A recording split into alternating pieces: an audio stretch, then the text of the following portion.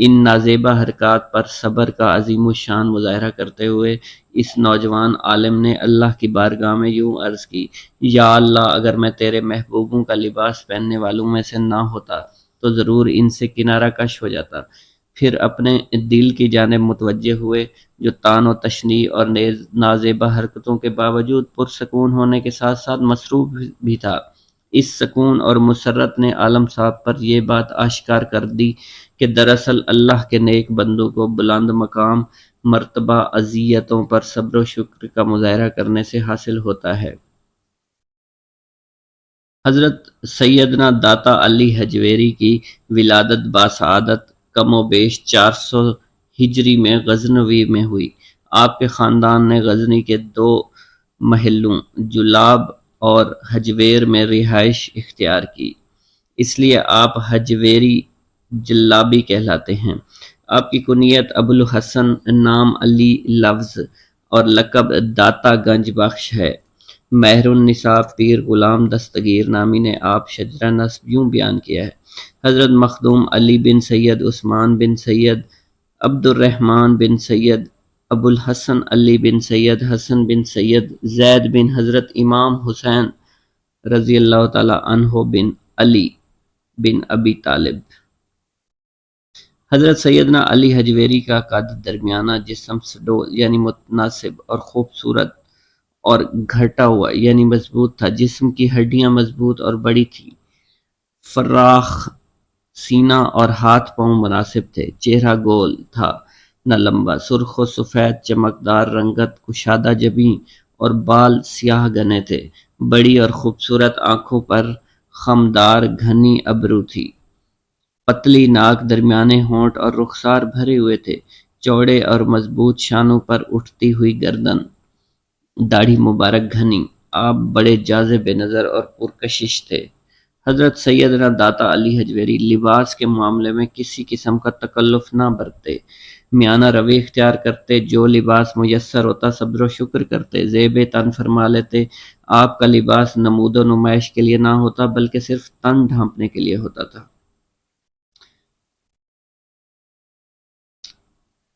گھریلو تربیت ہی اخلاق و کردار کو اعلیٰ بنانے میں سب سے زیادہ کارآمد ثابت ہوتی ہے۔ حضرت سیدنا داتا گنج بخش علی حجویری رحمۃ اللہ علیہ کے والد حضرت سیدنا عثمان اپنے وقت کے جید علماء اور زاہد تھے۔ شاہان غزنیہ کے زمانے میں دنیا کے کونے کونے سے علماء، فضلاء، شعراء، صوفیاء غزنوی میں جمع ہو گئے، جس کی وجہ سے غزنی علوم و فنون کا مرکز بن چکا تھا۔ حضرت سیدنا عثمان نے بھی یہاں رہائش اختیار کی۔ آپ کی والدہ ماجدہ حسینی سادات سے تھی، عابدہ زاہدہ خاتون تھی۔ گویا سیدنا داتا گنج بخش علی حجویری نجیب الطرفین سید تھے، اس لیے آپ حسن جمال اور حسن کمال دونوں ہی کے جامع تھے۔ حضرت سیدنا داتا گنج بخش علی حجویری کے ماموں کو زہد و تقوی کی بنیاد پر تاج الاولیاء کے لقب سے یاد کیا جاتا ہے اور شہرت حاصل تھی، غرض کہ آپ کا خاندان شرافت، صداقت، علم، فضل کی وجہ سے مشہور تھا۔ علم کے موتیوں کی چمک دمک اور زہد تقوی کے نور سے منور گھرانہ دراصل آپ کی شخصیت سازی کا کارخانہ ثابت ہوا۔ اسی کارخانے نے آپ کے اخلاق و کردار اور علم و عمل کو دائمی خوشبو بخشی، جس کی مہک آج تک دل اور دماغ کو معطر کر رہی ہے۔ غزنی تہذیب و تمدن اور علم و حکمت کی وجہ سے ترقی یافتہ بہت اہمیت کا حامل تھی۔ اس کی اہمیت کی وجہ یہ تھی کہ بڑے بڑے علماء، صوفیاء، تاریخ دان، جغرافیہ دان اس شہر میں رہائش پذیر تھے۔ یوں کے دور میں غزنی حصول علم اور ظاہری باطنی تربیت کا بے مثال مرکز بن چکا تھا۔ علم کی اس ترقی کا اثر حضرت سیدنا داتا گنج بخش علی حجویری پر بھی ہوا۔ یہی وجہ ہے کہ جب کم عمری میں ایک غیر مسلم فلسفی سے آپ کا مکالمہ ہوا تو آپ زبردست دلائل اور عمدہ انداز بیاں کے سبب کامیاب و کامران ہوئے۔ حضرت سیدنا داتا گنج بخش علی حجویری کی تعلیم و تربیت کے بارے میں ایک کتاب میں لکھا ہے کہ جس پاکیزہ فطرت ماں کی آغوش میں آپ نے پرورش پائی، اس کی زبان ذکر الہی میں مصروف اور دل جلوہ حق سے سرشار رہتا تھا، اس لیے آپ نے ابتدائی عمر سے ہی بڑی محتاط اور پاکیزہ زندگی گزاری۔ آپ کو بچپن ہی سے عبادت کا شوق تھا۔ نیک والدین کی تربیت نے آپ کے اخلاق کو شروع ہی سے پاکیزگی کے سانچے میں ڈھال رکھا تھا۔ ہونٹ سنبھالتے ہی آپ کو تعلیم کے لیے مکتب میں بٹھا دیا گیا۔ حروف شاہی کے بعد آپ نے قرآن پاک مکمل کر لیا۔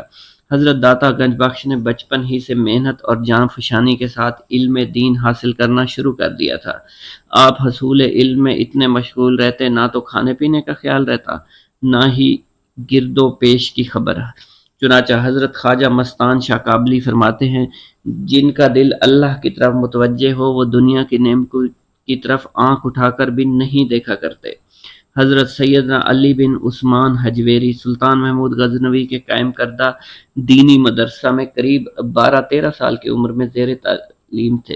حصول علم کے جذبے سے سرشار، تعلیم میں اتنا محو مشغول ہو جاتے کہ صبح سے شام ہو جاتی، مگر پینے تک پانی کی فرصت نہ ملتی۔ رضوان نامی سفید ریش بزرگ اس مدرسہ کے مدرس تھے۔ وہ اپنے اس خاموش طبع طالب علم کو تکریم کی نگاہ سے دیکھا کرتے تھے۔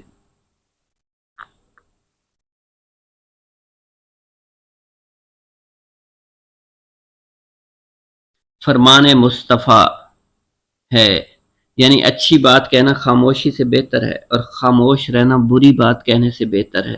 حضرت سیدنا علی عثمان حجویری داتا گنج بخش کشف المحجوب میں فرماتے ہیں، کلام دو طرح کا ہوتا ہے، ایک کلام حق، دوسرا کلام باطل۔ اسی طرح خاموشی بھی دو طرح کی ہوتی ہے، با مقصد خاموشی، مثلا فکر آخرت، شرعی حکام پر غور و خوض کرنے کے لیے خاموش ہو جانا۔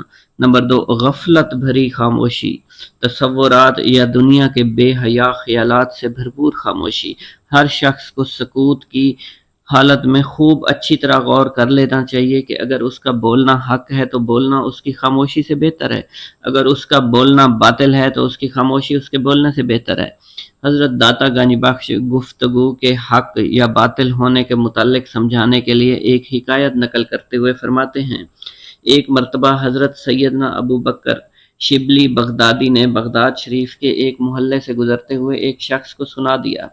وہ کہہ رہا تھا، خاموشی بولنے سے بہتر ہے۔ آپ نے فرمایا، تیرے بولنے سے تیرا خاموش رہنا اچھا ہے اور میرا بولنا خاموش رہنے سے بہتر ہے۔ ایک روز سلطان محمود غزنوی کا گزر اسی مدرسے کے پاس سے ہوا تو وہ اس عظیم درس گاہ میں تشریف لائے۔ تمام طلبہ زیارت کے لیے دوڑے، لیکن حضرت سیدنا داتا علی حجویری گنج بخش مطالعے میں اس قدر منہمک تھے کہ آپ کو سلطان کی خبر ہی نہ ہوئی۔ استاد صاحب نے پکارا، دیکھو علی کون ہے۔ اب کیا تھا، ایک طرف سلطان محمود غزنوی اور دوسری طرف ایک کم سن طالب علم۔ عجیب منظر تھا۔ سلطان محمود غزنوی نے اس نو عمر طالب علم پر نظر ڈالی، لیکن تجلیات کتاب نہ لاتے ہوئے فوراً نظریں جھکا دیں اور مدرس سے کہا، اللہ کی قسم یہ بچہ خدا کی طرف راغب ہے، ایسے طالب علم اس مدرسہ کی زینت ہیں۔ حضرت سیدنا داتا گنج بخش علی حجویری آج کل جیسی سہولیات میسر نہ ہونے کے باوجود کئی آزمائشوں کا مقابلہ کرتے ہوئے اپنی علمی پیاس بجھانے کے لیے جلیل القدر ہستیوں کی بارگاہ میں حاضر ہوئے اور ان سے صرف بھرپور استفادہ حاصل کیا، باطنی تربیت بھی حاصل فرمائی۔ اس نوعیت کا ایک واقعہ آپ خود بیان فرماتے ہیں، ایک دفعہ میں حضرت سیدنا ابو قاسم عبداللہ بن علی گرگانی کی بارگاہ میں حاضر تھا اور جو لطائف مجھ پر منکشف ہوئے تھے وہ میں آپ کی بارگاہ میں عرض کر رہا تھا تاکہ آپ کی ہدایت کے مطابق اپنے احوال درست کر سکوں۔ اس کے لیے آپ رحمت اللہ علیہ ناقد وقت تھے، آپ ادب و احترام سے سن رہے تھے۔ میرا لڑکپن، جوش جوانی اپنا بیان حال کرنے پر حریص بنا رہا تھا۔ اسی وقت میرے دل میں خیال گزرا کہ جو لطائف میرے اوپر گزرے ہیں شاید اس قدر لطائف ان بزرگ گرگانی پر بھی نہیں گزرے۔ یہی وجہ ہے کہ آپ نہایت توجہ احترام سے میرے احوال سن رہے ہیں۔ حضرت سیدنا ابو قاسم گرگانی بذریعہ کشف میرے اس خیال پر مطلع ہو گئے اور فرمایا، عزیز بیٹے، میرا یہ احترام صرف آپ کے ساتھ خاص نہیں بلکہ یہ تو ہر ابتدائی طالب علم سے ہے جو اپنا حال بیان کرتا ہے۔ میں اسی احترام سے اس کے حال احوال بھی سنتا ہوں اور میں یہ سب سن کر خاموش ہو گیا۔ امیر المومنین حضرت مولا کائنات علی المرتضیٰ شیر خدا سے مروی ہے علم خزانہ ہے، سوال کرنا اس کی چابی ہے۔ اللہ تم پر رحم فرمائے، سوال کرو، کیونکہ اس یعنی سوال کرنے کی صورت میں 4 افراد کو ثواب دیا جاتا ہے: سوال کرنے والے کو، جواب دینے والے کو، سننے والے کو اور ان سے محبت کرنے والے کو۔ حدیث پاک میں ہے علم حاصل کرنا ہر مسلمان پر فرض ہے۔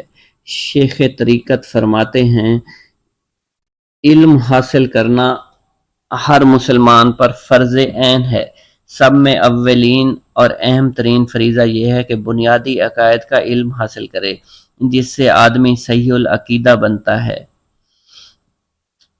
حضرت سیدنا داتا گنج بخش علی حجویری نے جتنے بھی ممالک کا سفر فرمایا، اس کا مقصد علماء مشائخ کی بارگاہ میں حاضر ہو کر اکتساب فیض حاصل کرنا اور اپنی علمی پیاس بجھانا تھا۔ اس مقصد کے لیے حصول کے لیے آپ نے صرف خراسان کے 300 مشائخ کی خدمت میں حاضری دی اور ان کے علم و حکمت کے پربہار گلستانوں سے گلچینی کر کے اپنا دامن بھرتے رہے۔ جن بزرگوں کی بارگاہ میں حضرت سیدنا داتا گنج بخش علی حجویری نے حاضری دی، ان میں سے ایک حضرت سیدنا ابو قاسم عبد الکریم بن حوازن ہے۔ آپ کے حالات اور گوناگون فضائل اہل زمانہ میں مشہور ہیں۔ ہر فن میں آپ کے لطائف موجود ہیں۔ آپ کی محققانہ تصانیف بکثرت ہیں۔ اللہ نے آپ کے حال و زبان کو لغویت سے محفوظ رکھا تھا۔ مجھے موتی درکار نہ تھے۔ حضرت سیدنا داتا علی حجویری فرماتے ہیں میں نے حضرت سیدنا عبد الکریم بن حوازن کو یہ فرماتے ہوئے سنا۔ میں نے ایک بار طائرنی سے پوچھا آپ اپنا ابتدائی حال سنائیے۔ ارشاد فرمایا ایک وقت مجھ پر وہ تھا کہ ایک پتھر کی ضرورت پڑی۔ ایک نہر سے جو پتھر میں نے اٹھایا وہی جوہر قیمتی بن گیا۔ میں نے اسے پھینک دیا۔ حضرت سیدنا ابو القاسم کشیری آپ کے اس عمل کی وضاحت کرتے ہوئے فرماتے ہیں یہ اس لیے نہیں کہ ان کی نظر میں جو قیمتی پتھر اور عام پتھر یکساں تھے، بلکہ اس لیے کہ انہیں پتھر کی ضرورت تھی جو ہر قیمتی پتھر درکار نہیں تھا۔ حضرت سیدنا داتا علی حجویری فرماتے ہیں میں نے استاد ابو القاسم کشیری سے سنا لوگوں نے غربت و امیری میں گفتگو کر کے اپنے لیے ایک ایک کو پسند کیا، مگر میں یہ پسند کرتا ہوں میرے لیے میرا جمیل حقیقی جو پسند فرمائے اس میں ہی مجھے رکھے۔ اگر میرے لیے دولت مند ہونا پسند فرمائے تو مجھے اپنی یاد سے غافل نہ کرے، اور اگر غربت پسند فرمائے تو اس میں حرص و لالچ سے مجھے محفوظ رکھے۔ ایک مرتبہ حضرت داتا گنج بخش نے حضرت سیدنا ابو القاسم بن علی گرگانی کی خدمت میں عرض کی شرط صحبت کیا ہے؟ انہوں نے ارشاد فرمایا صحبت میں ہر قسم کی آفات موجود ہیں، کیونکہ صحبت کی سب سے بڑی آفت یہ ہے ہر ایک اپنا مطلب پورا کرنے کا خواہش مند ہوتا ہے۔ آسائش کے طالب کو صحبت سے تنہائی بہتر ہے۔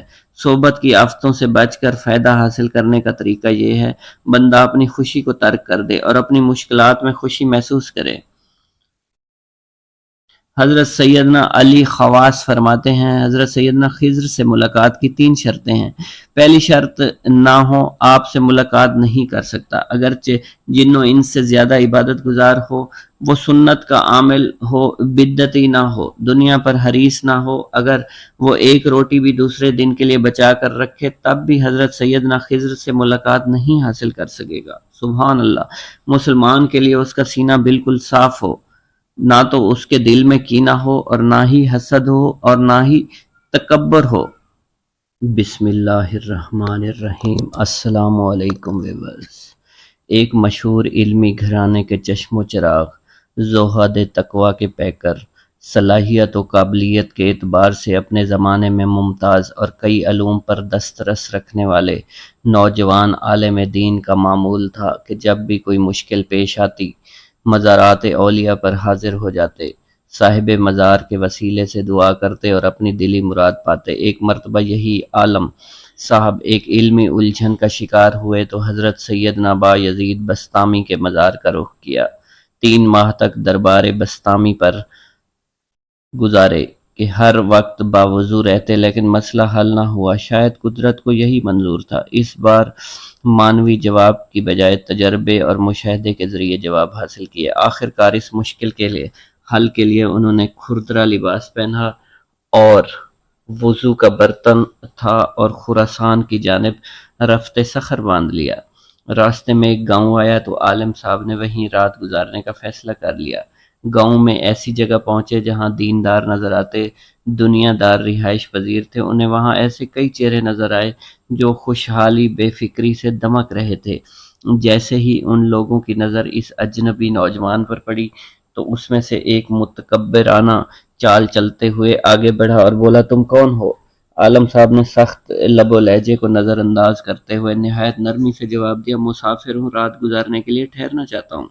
وہ سب کہہ کے لگا کر ہنس پڑے اور ایک دوسرے سے کہنے لگے، لگتا تو صوفی ہی ہے لیکن ہم میں سے نہیں ہے۔ اس نوجوان عالم نے پر اعتماد لہجے میں جواب دیا، آپ نے بالکل درست کہا، بے شک میں آپ لوگوں میں سے نہیں ہوں۔ انہوں نے عالم صاحب کو نچلی منزل پر ٹھہرایا اور خود بالا خانے میں چلے گئے۔ کھانے کے وقت ان کے آگے پھپھوندی لگی روٹی رکھ دی اور خود بالا خانے میں مرغن غذائیں کھاتے ہوئے اس نوجوان عالم پر آوازیں کسنے لگے۔ کھانے سے فراغت کے بعد انہوں نے خربوزے کھائے اور چھلکے عالم صاحب کے سر پر پھینک دیے۔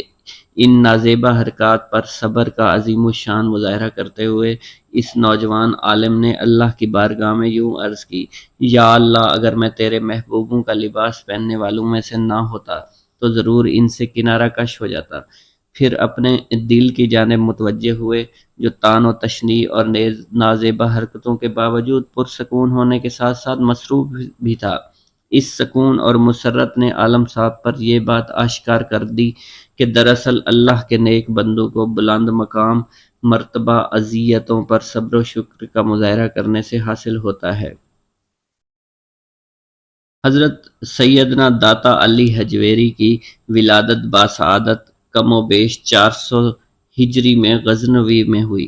آپ کے خاندان نے غزنی کے 2 محلوں جلاب اور حجویر میں رہائش اختیار کی، اس لیے آپ حجویری جلابی کہلاتے ہیں۔ آپ کی کنیت ابوالحسن، نام علی لفظ اور لقب داتا گنج بخش ہے۔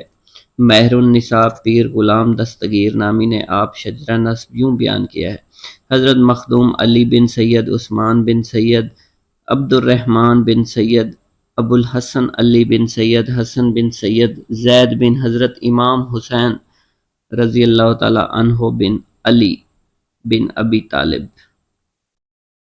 حضرت سیدنا علی حجویری کا قد درمیانہ، جسم سڈول یعنی متناسب اور خوبصورت اور گھٹا ہوا یعنی مضبوط تھا۔ جسم کی ہڈیاں مضبوط اور بڑی تھی، فراخ سینہ اور ہاتھ پاؤں مناسب تھے۔ چہرہ گول تھا نہ لمبا، سرخ و سفید چمکدار رنگت، کشادہ جبیں اور بال سیاہ گنے تھے۔ بڑی اور خوبصورت آنکھوں پر خمدار گھنی ابرو تھی، پتلی ناک، درمیانے ہونٹ اور رخسار بھرے ہوئے تھے۔ چوڑے اور مضبوط شانوں پر اٹھتی ہوئی گردن، داڑھی مبارک گھنی۔ آپ بڑے جاذب نظر اور پرکشش تھے۔ حضرت سیدنا داتا علی حجویری لباس کے معاملے میں کسی قسم کا تکلف نہ برتتے، میانہ روی اختیار کرتے، جو لباس میسر ہوتا صبر و شکر کرتے، زیب تن فرما لیتے۔ آپ کا لباس نمود و نمائش کے لیے نہ ہوتا بلکہ صرف تن ڈھانپنے کے لیے ہوتا تھا۔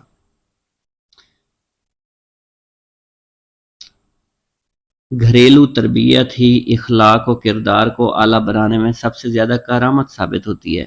حضرت سیدنا داتا گنج بخش علی حجویری رحمۃ اللہ علیہ کے والد حضرت سیدنا عثمان اپنے وقت کے جید علماء اور زاہد تھے۔ شاہان غزنیہ کے زمانے میں دنیا کے کونے کونے سے علماء، فضلاء، شعراء، صوفیاء غزنوی میں جمع ہو گئے، جس کی وجہ سے غزنی علوم و فنون کا مرکز بن چکا تھا۔ حضرت سیدنا عثمان نے بھی یہاں رہائش اختیار کی۔ آپ کی والدہ ماجدہ حسینی سادات سے تھی، عابدہ زاہدہ خاتون تھی۔ گویا سیدنا داتا گنج بخش علی حجویری نجیب الطرفین سید تھے، اس لیے آپ حسن جمال اور حسن کمال دونوں ہی کے جامع تھے۔ حضرت سیدنا داتا گنج بخش علی حجویری کے ماموں کو زہد و تقوی کی بنیاد پر تاج الاولیاء کے لقب سے یاد کیا جاتا ہے اور شہرت حاصل تھی، غرض کہ آپ کا خاندان شرافت، صداقت، علم و فضل کی وجہ سے مشہور تھا۔ علم کے موتیوں کی چمک دمک اور زہدہ تقوی کے نور سے منور گھرانہ دراصل آپ کی شخصیت سازی کا کارخانہ ثابت ہوا۔ اسی کارخانے نے آپ کے اخلاق و کردار اور علم و عمل کو دائمی خوشبو بخشی، جس کی مہک آج تک دل اور دماغ کو معطر کر رہی ہے۔ غزنی تہذیب و تمدن اور علم و حکمت کی وجہ سے ترقی یافتہ بہت اہمیت کا حامل تھی۔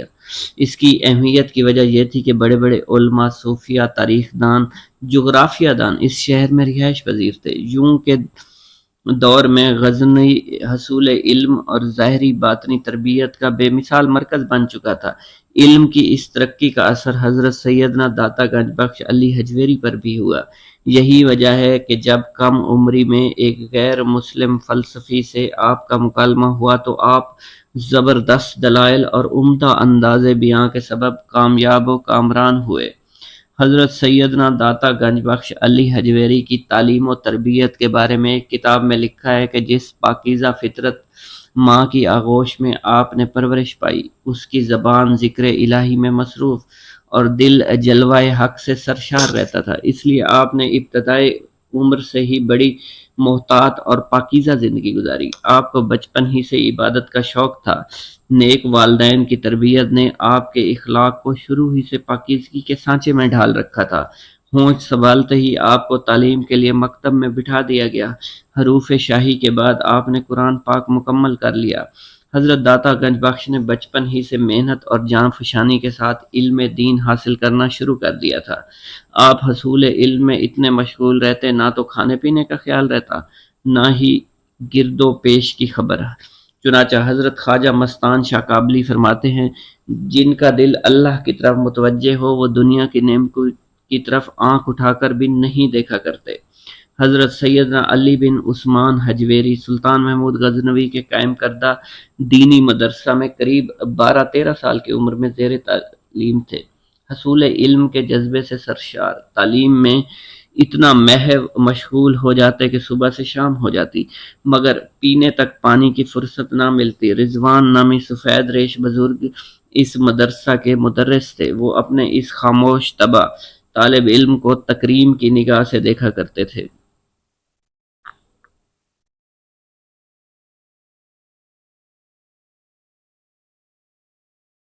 فرمان مصطفیٰ ہے، یعنی اچھی بات کہنا خاموشی سے بہتر ہے اور خاموش رہنا بری بات کہنے سے بہتر ہے۔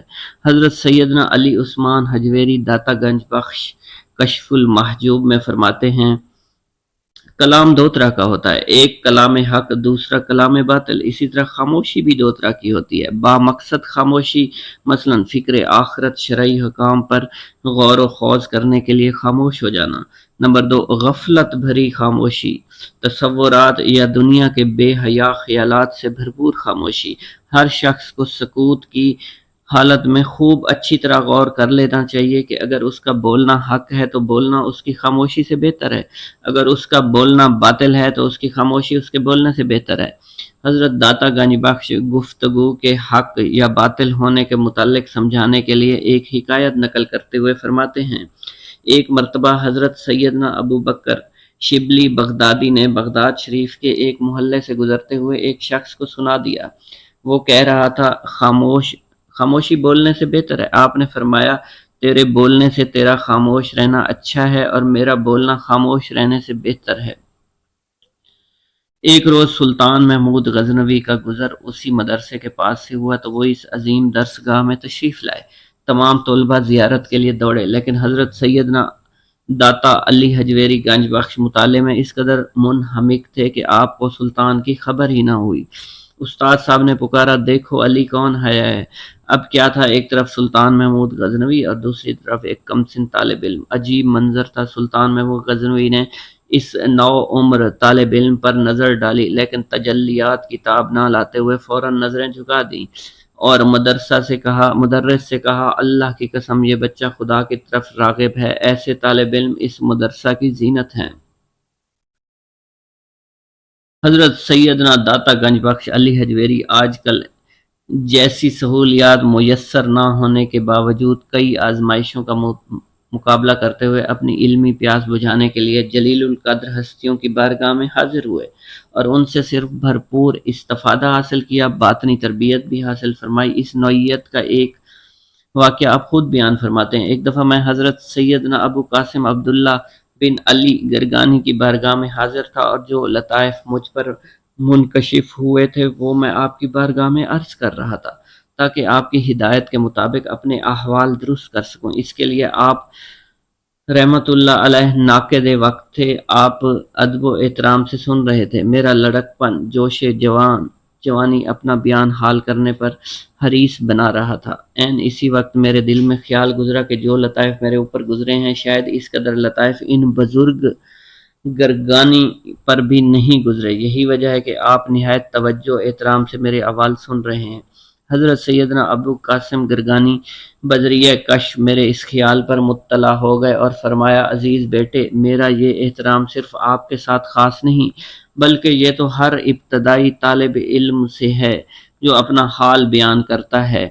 मैं इसी एहतराम से उसके हाल अहवाल भी सुनता हूँ और मैं ये सब सुनकर खामोश हो गया। अमीरुल मोमिनीन हज़रत मौला कायनात अली उल मुर्तज़ा शेर खुदा से मरवी है, इल्म खजाना है, सवाल करना उसकी चाबी है। अल्लाह तुम पर रहम फरमाए, सवाल करो, क्योंकि इस यानी सवाल करने की सूरत में 4 अफराद को सवाब दिया जाता है। सवाल करने वाले को, जवाब देने वाले को, सुनने वाले को और उनसे मोहब्बत करने वाले को। हदीस पाक में है, इल्म हासिल करना हर मुसलमान पर फर्ज है। शेख तरीक़त फरमाते हैं, इल्म हासिल करना हर मुसलमान पर फर्ज ऐन है। सब में अव्वलीन और अहम तरीन फरीज़ा यह है कि बुनियादी अकायद का इल्म हासिल करे जिससे आदमी सहीउल अकीदा बनता है। हज़रत सैयदना दाता गंज बख्श अली हजवेरी ने जितने भी ममालिक का सफ़र फरमाया उसका मकसद उलमा मशाइख की बारगाह में हाजिर होकर इक्तसाब फैज़ हासिल करना और अपनी इल्मी प्यास बुझाना था। इस मकसद के लिए हसूल के लिए आपने सिर्फ खुरासान के 300 मशाइख की खिदमत में हाजिरी दी और उनके इल्म व हिकमत के पुरबहार गुलिस्तानों से गुलचीनी करके अपना दामन भरते रहे। जिन बुजुर्गों की बारगाह में हज़रत सैयदना दाता गंज बख्श अली हजवेरी ने हाजिरी दी उनमें से एक हज़रत सैयदना अबू कासिम अब्दुल करीम बिन हवाजिन है। आपके हालात और गूनागूं फ़ज़ाइल अहले ज़माना में मशहूर हैं। हर फ़न में आपके लताइफ मौजूद हैं। आपकी मुहक्किकाना तसानीफ बकसरत हैं। अल्लाह ने आपके हाल व ज़बान को लुग़वियत से महफूज रखा था। मुझे मोती दरकार न थे। हज़रत सैयदना दाता अली हजवेरी फरमाते हैं, मैंने हज़रत सैयदना अब्दुल करीम बिन हवाज़िन को ये फरमाते हुए सुना। मैंने एक बार तायरनी से पूछा, आप अपना इब्तदाई हाल सुनाइए। इरशाद फरमाया, एक वक्त मुझ पर वो था कि एक पत्थर की जरूरत पड़ी। एक नहर से जो पत्थर मैंने उठाया वही जौहर कीमती बन गया। मैंने उसे फेंक दिया। हज़रत सैयदना अबुल कासिम कशीरी आपके इस अमल की वजाहत करते हुए फरमाते हैं, ये इसलिए नहीं कि इनकी नज़र में जो कीमती पत्थर और आम पत्थर यकसां थे, बल्कि इसलिए कि उन्हें पत्थर की ज़रूरत थी जो हर कीमती पत्थर दरकार नहीं था।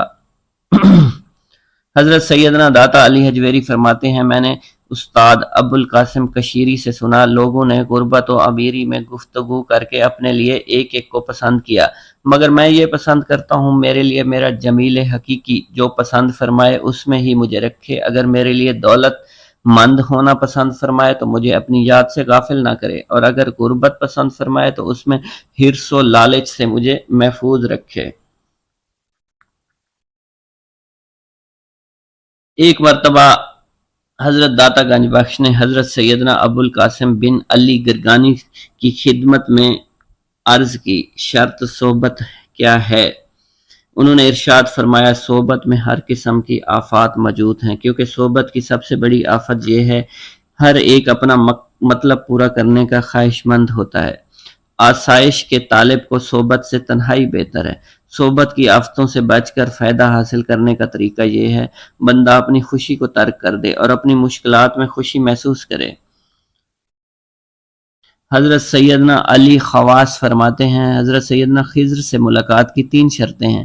پہلی شرط نہ ہو آپ سے ملاقات نہیں کر سکتا، اگرچہ جن و انس سے زیادہ عبادت گزار ہو، وہ سنت کا عامل ہو، بدعتی نہ ہو، دنیا پر حریص نہ ہو، اگر وہ ایک روٹی بھی دوسرے دن کے لیے بچا کر رکھے تب بھی حضرت سیدنا خضر سے ملاقات نہیں حاصل کر سکے گا۔ سبحان اللہ۔ مسلمان کے لیے اس کا سینہ بالکل صاف ہو، نہ تو اس کے دل میں کینہ ہو اور نہ ہی حسد ہو اور نہ ہی تکبر ہو۔ بسم اللہ الرحمن الرحیم۔ السلام علیکم ویورز۔ ایک مشہور علمی گھرانے کے چشم و چراغ، زہد تقویٰ کے پیکر، صلاحیت و قابلیت کے اعتبار سے اپنے زمانے میں ممتاز اور کئی علوم پر دسترس رکھنے والے نوجوان عالم دین کا معمول تھا کہ جب بھی کوئی مشکل پیش آتی مزارات اولیاء پر حاضر ہو جاتے، صاحب مزار کے وسیلے سے دعا کرتے اور اپنی دلی مراد پاتے۔ ایک مرتبہ یہی عالم صاحب ایک علمی الجھن کا شکار ہوئے تو حضرت سیدنا با یزید بسطامی کے مزار کا رخ کیا۔ 3 ماہ تک دربار بسطامی پر گزارے کہ ہر وقت باوضو رہتے لیکن مسئلہ حل نہ ہوا۔ شاید قدرت کو یہی منظور تھا۔ اس بار مانوی جواب کی بجائے تجربے اور مشاہدے کے ذریعے جواب حاصل کیے۔ آخر کار اس مشکل کے لیے حل کے لیے انہوں نے کھردرا لباس پہنا اور وضو کا برتن تھا اور خراسان کی جانب رفتے سخر باندھ لیا۔ راستے میں ایک گاؤں آیا تو عالم صاحب نے وہیں رات گزارنے کا فیصلہ کر لیا۔ گاؤں میں ایسی جگہ پہنچے جہاں دیندار نظر آتے، دنیا دار رہائش پذیر تھے۔ انہیں وہاں ایسے کئی چہرے نظر آئے جو خوشحالی بے فکری سے دمک رہے تھے۔ جیسے ہی ان لوگوں کی نظر اس اجنبی نوجوان پر پڑی تو اس میں سے ایک متکبرانہ چال چلتے ہوئے آگے بڑھا اور بولا، تم کون ہو؟ عالم صاحب نے سخت لب و لہجے کو نظر انداز کرتے ہوئے نہایت نرمی سے جواب دیا، مسافر ہوں، رات گزارنے کے لیے ٹھہرنا چاہتا ہوں۔ وہ سب کہہ کے لگا کر ہنس پڑے اور ایک دوسرے سے کہنے لگے، لگتا تو صوفی ہی ہے لیکن ہم میں سے نہیں ہے۔ اس نوجوان عالم نے پر اعتماد لہجے میں جواب دیا، آپ نے بالکل درست کہا، بے شک میں آپ لوگوں میں سے نہیں ہوں۔ انہوں نے عالم صاحب کو نچلی منزل پر ٹھہرایا اور خود بالا خانے میں چلے گئے۔ کھانے کے وقت ان کے آگے پھپھوندی لگی روٹی رکھ دی اور خود بالا خانے میں مرغن غذائیں کھاتے ہوئے اس نوجوان عالم پر آوازیں کسنے لگے۔ کھانے سے فراغت کے بعد انہوں نے خربوزے کھائے اور چھلکے عالم صاحب کے سر پر پھینک دیے۔ ان نازیبہ حرکات پر صبر کا عظیم الشان مظاہرہ کرتے ہوئے اس نوجوان عالم نے اللہ کی بارگاہ میں یوں عرض کی، یا اللہ، اگر میں تیرے محبوبوں کا لباس پہننے والوں میں سے نہ ہوتا تو ضرور ان سے کنارہ کش ہو جاتا۔ پھر اپنے دل کی جانب متوجہ ہوئے جو تان و تشنیع اور نازیبہ حرکتوں کے باوجود پرسکون ہونے کے ساتھ ساتھ مسروب بھی تھا۔ اس سکون اور مسرت نے عالم صاحب پر یہ بات آشکار کر دی کہ دراصل اللہ کے نیک بندوں کو بلند مقام مرتبہ اذیتوں پر صبر و شکر کا مظاہرہ کرنے سے حاصل ہوتا ہے۔ حضرت سیدنا داتا علی حجویری کی ولادت باسعادت کم و بیش 400 ہجری میں غزنوی میں ہوئی۔ آپ کے خاندان نے غزنی کے 2 محلوں جلاب اور حجویر میں رہائش اختیار کی، اس لیے آپ حجویری جلابی کہلاتے ہیں۔ آپ کی کنیت ابو الحسن، نام علی لفظ اور لقب داتا گنج بخش ہے۔ مہر النساء پیر غلام دستگیر نامی نے آپ شجرہ نسب یوں بیان کیا ہے، حضرت مخدوم علی بن سید عثمان بن سید عبد الرحمن بن سید ابو الحسن علی بن سید حسن بن سید زید بن حضرت امام حسین رضی اللہ تعالی عنہ بن علی بن ابی طالب۔ حضرت سیدنا علی حجویری کا قد درمیانہ، جسم سڈول یعنی متناسب اور خوبصورت اور گھٹا ہوا یعنی مضبوط تھا۔ جسم کی ہڈیاں مضبوط اور بڑی تھی، فراخ سینہ اور ہاتھ پاؤں مناسب تھے۔ چہرہ گول تھا نہ لمبا، سرخ و سفید چمکدار رنگت، کشادہ جبیں اور بال سیاہ گنے تھے۔ بڑی اور خوبصورت آنکھوں پر خمدار گھنی ابرو تھی۔ پتلی ناک، درمیانے ہونٹ اور رخسار بھرے ہوئے تھے، چوڑے اور مضبوط شانوں پر اٹھتی ہوئی گردن، داڑھی مبارک گھنی۔ آپ بڑے جاذب نظر اور پرکشش تھے۔ حضرت سیدنا داتا علی حجویری لباس کے معاملے میں کسی قسم کا تکلف نہ برتتے، میانہ روی اختیار کرتے، جو لباس میسر ہوتا صبر و شکر کرتے، زیب تن فرما لیتے۔ آپ کا لباس نمود و نمائش کے لیے نہ ہوتا بلکہ صرف تن ڈھانپنے کے لیے ہوتا تھا۔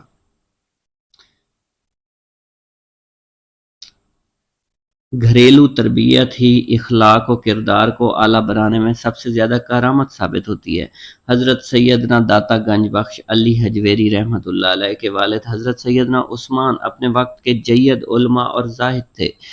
شاہان غزنیہ کے زمانے میں دنیا کے کونے کونے سے علماء، فضلاء، شعراء، صوفیاء غزنوی میں جمع ہو گئے، جس کی وجہ سے غزنی علوم و فنون کا مرکز بن چکا تھا۔ حضرت سیدنا عثمان نے بھی یہاں رہائش اختیار کی۔ آپ کی والدہ ماجدہ حسینی سادات سے تھی، عابدہ زاہدہ خاتون تھی۔ گویا سیدنا داتا گنج بخش علی حجویری نجیب الطرفین سید تھے، اس لیے آپ حسن جمال اور حسن کمال دونوں ہی کے جامع تھے۔ حضرت سیدنا داتا گنج بخش علی حجویری کے ماموں کو زہد و تقوی کی بنیاد پر تاج الاولیاء کے لقب سے یاد کیا جاتا ہے اور شہرت حاصل تھی، غرض کہ آپ کا خاندان شرافت، صداقت، علم و فضل کی وجہ سے مشہور تھا۔ علم کے موتیوں کی چمک دمک اور زہد تقوی کے نور سے منور گھرانہ دراصل آپ کی شخصیت سازی کا کارخانہ ثابت ہوا۔ اسی کارخانے نے آپ کے اخلاق و کردار اور علم و عمل کو دائمی خوشبو بخشی، جس کی مہک آج تک دل اور دماغ کو معطر کر رہی ہے۔ غزنی تہذیب و تمدن اور علم و حکمت کی وجہ سے ترقی یافتہ بہت اہمیت کا حامل تھی۔ اس کی اہمیت کی وجہ یہ تھی کہ بڑے بڑے علماء، صوفیاء، تاریخ دان، جغرافیہ دان اس شہر میں رہائش پذیر تھے۔ یوں کے دور میں غزنی حصول علم اور ظاہری باطنی تربیت کا بے مثال مرکز بن چکا تھا۔ علم کی اس ترقی کا اثر حضرت سیدنا داتا گنج بخش علی حجویری پر بھی ہوا۔ یہی وجہ ہے کہ جب کم عمری میں ایک غیر مسلم فلسفی سے آپ کا مکالمہ ہوا تو آپ زبردست دلائل اور عمدہ انداز بیاں کے سبب کامیاب و کامران ہوئے۔ حضرت سیدنا داتا گنج بخش علی حجویری کی تعلیم و تربیت کے بارے میں ایک کتاب میں لکھا ہے کہ جس پاکیزہ فطرت ماں کی آغوش میں آپ نے پرورش پائی، اس کی زبان ذکر الہی میں مصروف اور دل جلوہ حق سے سرشار رہتا تھا، اس لیے آپ نے ابتدائی عمر سے ہی بڑی محتاط اور پاکیزہ زندگی گزاری۔ آپ کو بچپن ہی سے عبادت کا شوق تھا۔ نیک والدین کی تربیت نے آپ کے اخلاق کو شروع ہی سے پاکیزگی کے سانچے میں ڈھال رکھا تھا۔ ہونٹ سنبھالتے ہی آپ کو تعلیم کے لیے مکتب میں بٹھا دیا گیا۔ حروف شاہی کے بعد آپ نے قرآن پاک مکمل کر لیا۔ حضرت داتا گنج بخش نے بچپن ہی سے محنت اور جاں فشانی کے ساتھ علم دین حاصل کرنا شروع کر دیا تھا۔ آپ حصول علم میں اتنے مشغول رہتے، نہ تو کھانے پینے کا خیال رہتا، نہ ہی گرد و پیش کی خبر۔ چنانچہ حضرت خواجہ مستان شاہ کابلی فرماتے ہیں، جن کا دل اللہ کی طرف متوجہ ہو وہ دنیا کی نعمتوں کی طرف آنکھ اٹھا کر بھی نہیں دیکھا کرتے۔ حضرت سیدنا علی بن عثمان حجویری سلطان محمود غزنوی کے قائم کردہ دینی مدرسہ میں قریب 12-13 سال کی عمر میں زیر تعلیم تھے۔ حصول علم کے جذبے سے سرشار، تعلیم میں اتنا محو مشغول ہو جاتے کہ صبح سے شام ہو جاتی، مگر پینے تک پانی کی فرصت نہ ملتی۔ رضوان نامی سفید ریش بزرگ اس مدرسہ کے مدرس تھے۔ وہ اپنے اس خاموش طبع طالب علم کو تکریم کی نگاہ سے دیکھا کرتے تھے۔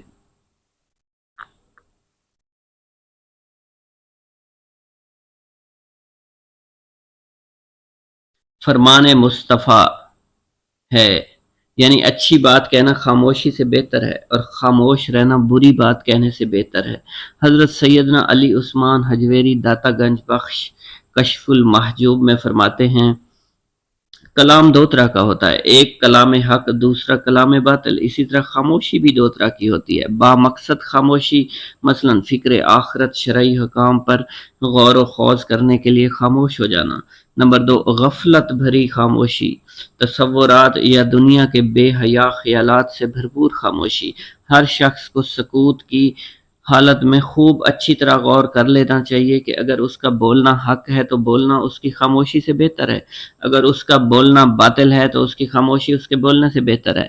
حضرت داتا گنج بخش گفتگو کے حق یا باطل ہونے کے متعلق سمجھانے کے لیے ایک حکایت نقل کرتے ہوئے فرماتے ہیں، ایک مرتبہ حضرت سیدنا ابو بکر شبلی بغدادی نے بغداد شریف کے ایک محلے سے گزرتے ہوئے ایک شخص کو سنا دیا۔